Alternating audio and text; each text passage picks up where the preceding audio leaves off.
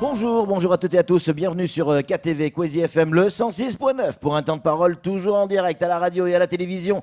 Oui, on va parler de la couleuvre, la seule et unique endémique à Mayotte. Ça veut dire que c'est la seule au monde, elle est à Mayotte. Pour en parler, on a des spécialistes, tenez-vous bien. Rémi Eudeline qui est avec nous pour l'association Les Naturalistes. Rémi, bonjour. Bonjour Patrick. On a également Attila Kobori qui est avec nous, qui nous arrive tout droit d'Autriche.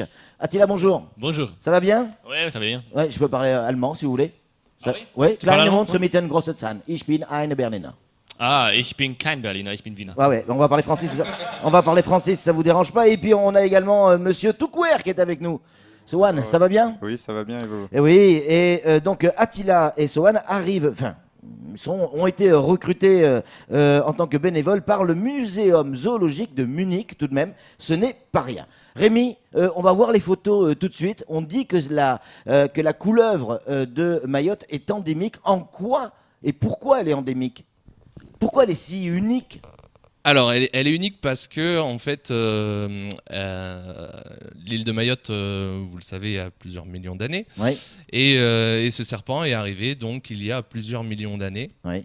Et depuis qu'il s'est installé, comme on est sur une petite île isolée, Oui. il s'est reproduit avec Mais ce uniquement les serpents qui sont sur Mayotte, Ouais. ce qui fait que génétiquement, il a développé des caractéristiques qui sont propres en fait à cette espèce-là. Et on ne retrouve pas et cette qu'on ne retrouve espèce pas ailleurs. nulle part Non. ailleurs. On va garder les photos, Daniel et Sasuke. On va mettre le plateau en petit et garder ces photos parce que quand on voit ces images, vous vous dites il faut protéger ces couleuvres.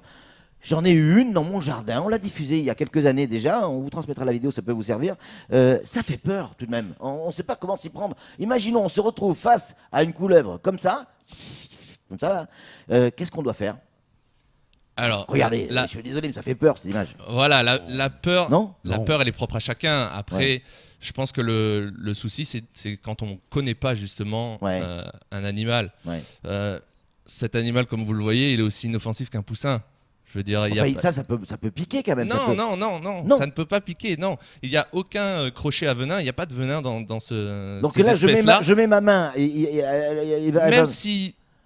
Même si elle est dérangée, qu'elle est vraiment d'humeur agressive, parce que la plupart du temps, quand on la trouve et qu'on l'attrape, elle ne mord pas. Ouais. Mais ça peut arriver qu'une fois, un individu, il les ait à l'envers et puis il essaye de vous mordre. Ouais. Et du coup, la seule chose que vous risquez, c'est 3 petites égratignures et c'est tout. Non, il n'y a pas d'envenimation possible, il n'y a pas de venin. Donc, je vois pas sans venin, elle ne peut pas en injecter. Oui, c'est clair. Regardez cette image, ça fait peur aussi, je suis désolé. Non, c'est beau, c'est magnifique. C'est magnifique, je suis désolé. Moi, j'ai une question pour Attila. Sohan, pardon. Sohan, vous aussi, votre passion pour le serpent, ça date pas d'aujourd'hui. Pourquoi cette passion pour le serpent et notamment la couleuvre? Je suis plus passionné par les geckos, c'est plus Attila qui aime les serpents. Il va vous expliquer pourquoi plus tard, mais je viens de La Réunion, du coup il n'y a pas beaucoup de serpents, il y a juste des espèces exotiques, il n'y a même pas d'endémiques. Du coup je suis content d'être à Mayotte pour voir les serpents endémiques de Mayotte. Mais je les trouve vraiment particuliers puisqu'ils n'ont pas de pattes, mais ils sont assez agiles. Et puis ça reste des prédateurs et ils ont d'autres caractéristiques. Je vais laisser Attila vous expliquer les autres caractéristiques. Pourquoi aujourd'hui un serpent doit être dans notre écosystème? Pourquoi aujourd'hui il ne faut pas le tuer? À quoi il sert le serpent dans notre nature? Donc, on a besoin d'une balance. Et comme tous les animaux, ils sont importants. Les serpents sont importants aussi. Pourquoi? Pourquoi? Parce que, par exemple, il y a des espèces qui ne sont pas endémiques. Ils sont sur cette île, ils sont exotiques. Et il y a quelques serpents qui peuvent faire un contrôle pour cette espèce-là. Parce que s'il y a beaucoup de lézards qui mangent les insectes, et il y a un problème, non? Il y a un problème avec la balance. Donc le serpent va manger les geckos ou les lézards, c'est ça? Pour éviter qu'il y en ait trop. C'est ça aussi. C'est un régulateur, oui. C'est un équilibre. Une espèce de régulateur. Par exemple, on parle de lézards, tout ça, ça mange de lézards, mais ça peut aussi manger certaines souris, tout ça. On sait que les souris, elles peuvent faire des ravages aussi dans les maisons, dans les trucs, ou les rats. Ouais. Donc quand on a un serpent qui nous débarrasse de nos nuisibles, on est bien content. Ouais. Alors, notre ami, lui, préfère les geckos. Vos amis, ils sont d'accord pour que les serpents mangent vos geckos. Oui, après, c'est la nature. On ne va pas lutter contre la nature, mais de toute façon, il y a beaucoup plus de geckos que de serpents. Nous, ça fait 5 semaines qu'on cherche les serpents et on n'en a pas vu un seul à Mayotte. Ouais. Donc, c'est qu'il y a un problème pour cette espèce, c'est qu'elle est vraiment en danger. Ouais. Et du coup, il faudrait que les gens arrêtent de la tuer aussi, alors qu'elle est inoffensive. Ouais. Une question, il paraît que le serpent a 2 pénis, un faux ou un tox? C'est vrai, ils ont 2 pénis, certains ont même 3 pénis. En fait. J'attendais ça. Oui, non, sérieux, c'est vrai? Oui, ils ont pas de pattes, mais 2 pénis, c'est extraordinaire, non? Ouais, je vais me couper les pattes, moi aussi. Hein. Je vais me couper les pattes. Allez, c'est très sérieux ce qu'on dit, hein, parce qu'on en plaisante évidemment, mais c'est très sérieux. Et pourquoi ils ont 2 pénis? Ben pourquoi pas? Non, mais un peu de jalousie. Non, en fait, techniquement, pour un serpent qui est lisse et tout en long, c'est difficile de se reproduire. Ouais. Et donc, on ne sait jamais comment s'y prendre. Donc, la plus simple des façons pour eux, ce qu'ils ont trouvé, c'est d'en avoir 2. Comme ça, si je suis à droite, j'utilise celui de droite. Et si je suis à gauche, j'utilise celui de gauche. Et ce qui est assez intéressant aussi, c'est qu'ils ont tous des pénis différents. Du coup, pour identifier chaque espèce grâce à leur pénis, puisqu'ils ont soit des épines, pas d'épines. Donc, d'accord, des épines sur le pénis. Oui, il y a une morphologie très diversifiée. Qu'est-ce qu'on doit faire si effectivement demain nos auditeurs, téléspectateurs croisent par hasard une de ces couleuvres? Qu'est-ce qu'on fait? On fait une photo, on fait une vidéo, on vous l'envoie, on vous appelle? Qu'est-ce qu'on fait, Attila? Oui, admirer. Oui. Oui, parce qu'ils sont des animaux magnifiques. Oui. Et faire une photo, c'est bon, oui, faire une photo et peut-être la localiser aussi, pouvoir vous informer où elle est. Oui, les naturalistes sont... Voilà, alors on a déjà fait passer via la presse les adresses où vous pouvez nous contacter. Effectivement, si vous voyez un serpent, le mieux c'est d'en prendre la photo, de bien repérer la localisation à quelques mètres près, hein. Et puis, quelques mètres, un peu plus, il n'y a pas de souci. Et puis faire remonter l'information effectivement auprès des naturalistes. On a aussi donc la page Facebook sur l'Atlas des reptiles et amphibiens de Mayotte. Et on a créé une adresse Gmail Gnoa 976. Donc, de toute manière, on tape sur Google couleuvre de Mayotte, on vous trouve sans aucune difficulté. Hein. A priori, ça devrait le faire. Figurez-vous que Samuel Bocher, le rédacteur en chef de France Mayotte Matin, a une question à vous poser, messieurs. Oui. Il y a quelques années, peut-être pas si loin que ça, la préfecture a autorisé le musée de Munich à faire des prélèvements sur la couleuvre et sur le serpent du cocotier, qui est aussi la 2e espèce qui existe à Mayotte. Un serpent jaune, je crois. Hein. C'est ça, qui est endémique lui aussi. Quel est l'intérêt de ce musée pour Mayotte et de ces espèces? Rémi? Alors le muséum en fait c'est un peu historique, c'est-à-dire que dans la région océan Indien, c'est eux les grands spécialistes en fait de toutes les questions reptiles et amphibiens, autant sur Madagascar que sur les autres îles. Et il se trouve que Oliver Oliszczyk, qui est donc un autre partenaire sur cet atlas, a réalisé sa thèse sur l'archipel des Comores. Donc c'est lui le spécialiste mondial de l'herpétologie sur les Comores. L'herpétologie, la science qui étudie les reptiles et amphibiens. Vous avez, Attila et Sowan, vous êtes allés du côté de l'archipel des Comores et notamment du côté d'Anjouan pour savoir si effectivement on trouvait cette espèce là-bas, de l'autre côté, à 70 km. Vous avez croisé d'autres serpents, d'autres variétés? La couleuvre n'existe pas à Anjouan, mais on a trouvé le serpent des cocotiers. Du coup, il existe aussi à Mayotte. Qui existe aussi à Mayotte. C'est une sous-espèce. Une sous-espèce. C'est-à-dire que la différenciation génétique, la séparation génétique entre ces 2 espèces n'est pas encore complète. Du coup, on parle de sous-espèces. Voilà. D'accord. Vous étiez, Attila, vous étiez là-bas pendant ou juste avant les événements d'Anjouan. On arrive à travailler normalement quand il y a ce type d'événement à Anjouan?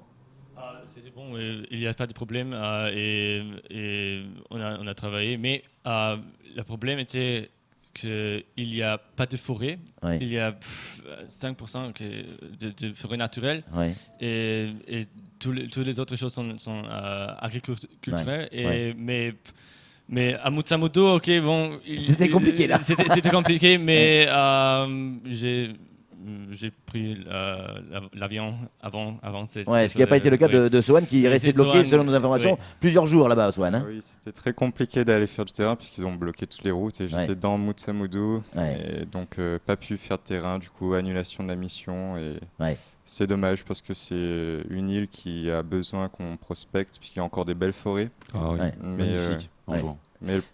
Messieurs, à quoi vont servir toutes ces données que vous récupérez aujourd'hui elles vont où et elles serviront à quoi, Rémi ? Alors justement, l'Atlas qu'on est en train de monter, il ne concerne pas uniquement les serpents. L'Atlas, c'est un bouquin que vous êtes en train de... L'Atlas, c'est un bouquin qu'on est en train du coup de préparer. C'est pour ça que Sohan et Attila sont là, avec Anya et aussi Alicia, au passage, qui donc eux prospectent pour compléter des mailles. On a quadrillé en fait l'île de Mayotte sur des mailles de 1 km² et on recense toutes les espèces de reptiles et amphibiens qui sont sur le territoire. Et ça va nous permettre du coup d'établir des plans de gestion, de protection de toutes ces espèces et essayer de conserver un maximum la richesse de Mayotte, toute cette richesse, quoi. Samuel, une réaction?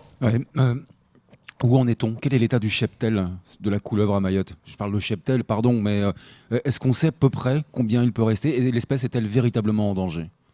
Alors, pour le témoignage qu'on a entendu tout à l'heure, effectivement, ça fait 5 semaines qu'ils sont ici. Ils n'en ont pas croisé une seule et pourtant ils la cherchent tous les jours. Ils sont tous les jours sur le terrain, de jour comme de nuit.